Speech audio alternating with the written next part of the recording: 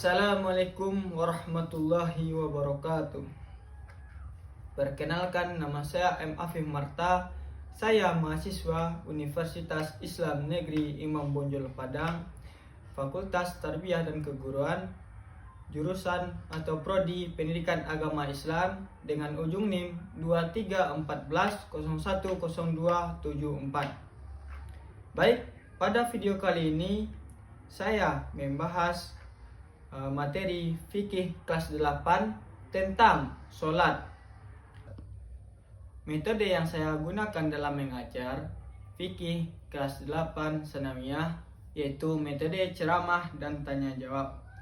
Alasan saya menggunakan metode ceramah, yang pertama, guru lebih menguasai kelas. Yang kedua, mudah mengorganisir tempat duduk. Dan selanjutnya, dapat diikuti banyak siswa.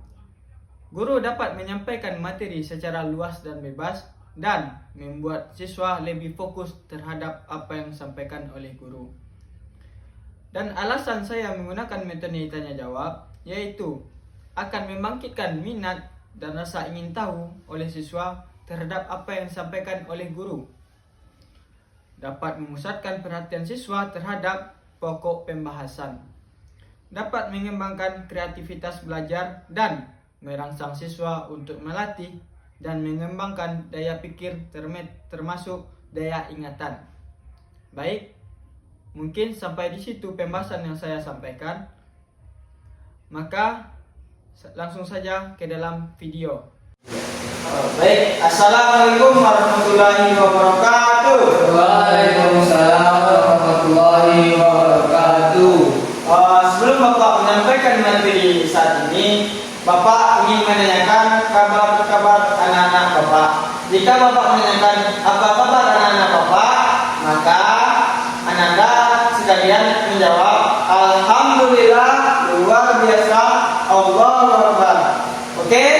Oke, Pak. Baik. Apa kabar anak-anak Bapak sekalian? Alhamdulillah, luar biasa, Allahu Akbar. Baik. Sebelum Bapak masuki materi fikih tentang sholat, maka Bapak pengen nanya dulu, apa rukun Islam, atau sebutkan apa saja rukun Islam pada anda sekalian. Coba anda sebutkan rukun Islam tersebut. Saya Bapak. Baik, apa? Yang pertama syahadat. Yang kedua sholat. Yang ketiga puasa. Yang keempat zakat. Dan yang kelima naik haji bagi yang mampu. Ya, benar. Pintar Bapak. Tepuk tangan. Baik, Bapak pada pertemuan kali ini Bapak akan menyampaikan materi tentang sholat, yang mana sholat itu merupakan rukun Islam yang kedua. Baik, sebelum Bapak masuki materi lagi, Bapak pengen nanya dulu, siapa yang sholat subuh tadi pagi? Tunjuk tangan. Ya Pak. Ya, Nanda kenapa tidak sholat subuh? Tiduran Pak. Kenapa ini anak-anak sekalian tidak ada sholat subuh? Cuma satu atau dua orang saja sholat subuh. Baik, Bapak langsung saja nih masuki materi sekarang, yaitu materi tentang sholat. Sholat adalah rukun Islam yang wajib dilaksanakan oleh setiap muslim yang merupakan bentuk komunikasi kedekatan dengan Allah SWT, dan sholat kita dapat merasakan ketenangan, baik ketenangan batin maupun ketenangan jasmani rohani, mendapatkan petunjuk dan bimbingan darinya.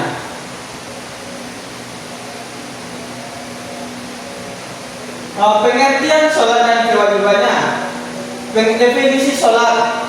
Sholat adalah ibadah yang terdiri dari perkataan dan perbuatan tertentu yang dimulai dengan takbir dan diakhiri dengan salam. Dan kewajiban sholat. Sholat wajib. Siapa yang tahu anak-anak sekalian? Berapa macam atau berapa banyak sholat wajib umat muslim? Coba anda bilang. 5 Bapak. Ya, coba sebutkan apa saja itu. Zuhur, asar, maghrib, isya, subuh. Ya benar, tapi itu belum diurutkan. Pada anda apakah bisa diurutkan sholatnya? Coba. Subuh, Ya, Sip, Ya. bisa deh. Ya, benar. Jadi Bapak ingin menanyakan rakaat sholat zuhur pada Ananda? 3 Bapak. Ya, salah. Pada Ananda? Bisa Pak. Berapa? 4. Benar. Tepuk tangan pada Ananda. Baik, maka Bapak akan lanjutkan pada materi selanjutnya, yaitu rukun-rukun sholat. Apakah Anda sekalian tahu apa saja macam-macam rukun sholat? Tidak Bapak. Nah, baik. Di sini Bapak akan menyampaikan apa saja rukun-rukun sholat. Yang pertama yaitu niat. Anda sekalian apakah tahu niatnya dari sholat? Misalnya sholat wajib, apakah Anda tahu apa niatnya? Tidak Bapak. Anda tahu Niat sholat apa Pak? sholat subuh, coba Anda sebutkan. Usolli fardhu subhi raka'ataini mustaqbilal qiblati lillahi ta'ala. Nah, itu untuk sholat sendiri. Tapi kalau untuk sholat subuh berjamaah, khususnya kita jadi imam, berarti usalli fardha subuhi raka'ataini mustaqbilal qiblati imaman lillahi ta'ala. Tapi jika kita menjadi makmum, maka imaman diganti dengan makmuman. Baik. Yang kedua itu rukun sholat tersebut itu tegak berdiri betul. Sebelum kita masuki sholat, maka haruslah kita tegak berdiri seperti ini. Tidak ada yang berdiri ini atau begini atau begini atau begini. Maka kita tegak seperti kita dalam masyarakat upacara. Baik. Jika kita tidak bisa tegak berdiri betul atau kita ada halangan, maka Allah sudah memberikan keringanan kepada kita. Seperti jika kita tidak bisa berdiri, maka kita bisa menggunakan kursi. Jika kita tidak bisa menggunakan kursi, maka kita bisa duduk di antara dua lutut. Mantap. Dan yang selanjutnya itu takbiratul ihram. Dalam takbiratul ihram itu kita akan mengucapkan Allahu Akbar. Dan selanjutnya itu membaca surat Al-Fatihah. Kepada anak-anak sekalian, anak-anak Bapak, apakah ada yang hafal surat Al-Fatihah? Coba anak-anak bilang surat Al-Fatihah, sebutkan. Bismillahirrahmanirrahim. Alhamdulillahi rabbil alamin. Ar-Rahmanir-Rahim. Maliki yaumiddin. Iyyaka na'budu wa iyyaka nasta'in. Ihdinas siratal mustaqim. Siratal ladzina an'amta 'alaihim ghairil maghdubi 'alaihim waladdallin. Amin. Baik, sudah membaca surat Fatihah, maka kita lanjutkan dengan membaca surat-surat pendek. Al-Fatihah itu ruku. Sudah ruku, iktidal, sudah iktidal, sujud, sudah sujud, duduk antara dua sujud. Dan selanjutnya tasyahud awal, dan yang selanjutnya tasyahud akhir dilanjutkan dengan salam, dan yang terakhir itu tertib. Apakah Anda tahu apakah itu tertib itu? Tidak Bapak. Anda apakah tahu apa itu tertib itu? Tidak Pak. Tertib itu yaitu dilakukan secara berurut-urut, seperti dari niat, takbiratul betul, takbiratul ihram, ruku, iktidal, sujud, juga antara sujud, tasyahud awal, tasyahud akhir, salam. Coba Anda praktikkan seperti apa salat yang Bapak sampaikan tadi, rukun-rukun salatnya. Rukun lengkap. Yang pertama niat. Yang kedua berdiri bagi yang mampu. wudhu atau diri juga. Yang ketiga takbiratul ihram. Yang keempat membaca surah Al-Fatihah. Yang kelima ruku. Yang keenam iktidal. Yang ketujuh sujud. Yang kedelapan duduk di antara dua sujud. Yang kesembilan tasyahud awal. Yang kesepuluh tasyahud akhir. Yang ke-11 salawat salam. Yang ke-12 tertib. Baik, pintar. Maka kita lanjutkan pada materi selanjutnya, yaitu hal-hal yang membatalkan sholat. Coba Anda sebutkan apa saja hal-hal yang membatalkan sholat.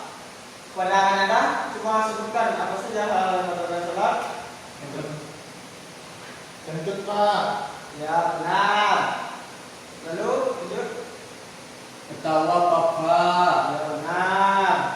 Baik, itu yang disebutkan tadi itu sebagian besar hal-hal yang membatalkan wudhu. Itu seperti hal yang membatalkan wudhu itu seperti perbuatan yang membatalkan: berbicara dengan sengaja, makan, minum, tertawa keras, dan keluar dari ruangan, dan juga bergerak melebihi gerakan sholat. Kondisi yang membatalkan sholat itu seperti hilangnya akal, keluarnya darah atau nanah, dan terbukanya aurat dan murtad. Baik, Bapak lanjutkan pada materi selanjutnya, yaitu hikmah dalam dan manfaat melaksanakan sholat. Hikmah dan manfaat melaksanakan sholat itu pertama, kedekatan dengan Allah. Dengan adanya sholat, kita senantiasa selalu dekat dengan Allah, dan sholat itu adalah sarana untuk membangun kedekatan dengan Allah dan berkomunikasi dengan Allah. Yang kedua, hikmahnya itu memberikan ketenangan jiwa, lahir dan batin. Seperti sholat dapat memberikan ketenangan dan ketenteraman jiwa.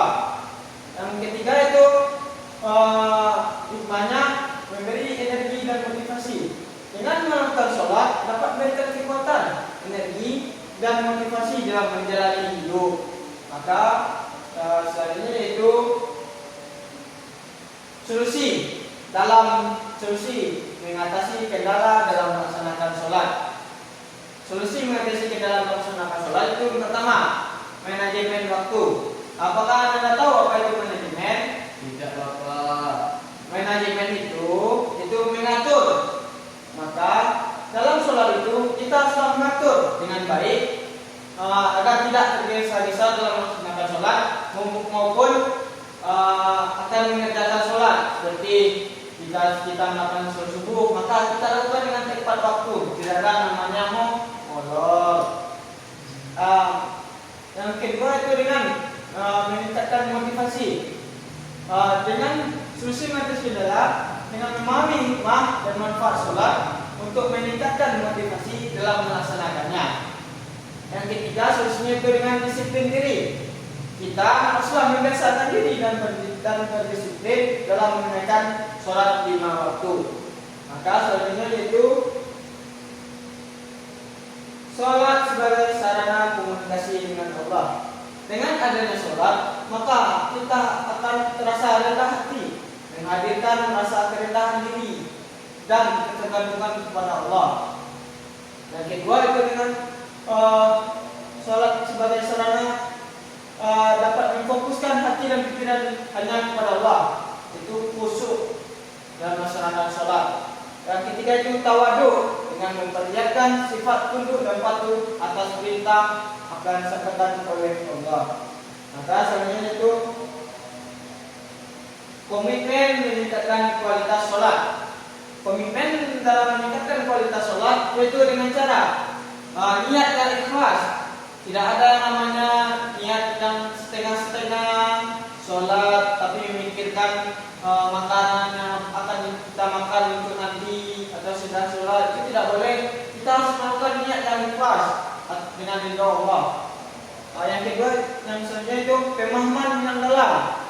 Kita harus mempelajari dan memahami makna serta tujuan dan setiap gerakan dan bacaan dalam sholat. Dan selanjutnya itu konsistensi. Maka kita haruslah berusaha untuk senantiasa istiqomah dalam konsisten dalam menunaikan sholat. Maka itulah hal apa saja yang terkait dengan materi sholat yang bisa Bapak sampaikan. Maka lebih kurangnya Bapak mohon maaf. Wabillahi taufiq wal hidayah. Assalamualaikum warahmatullahi wabarakatuh. Waalaikumsalam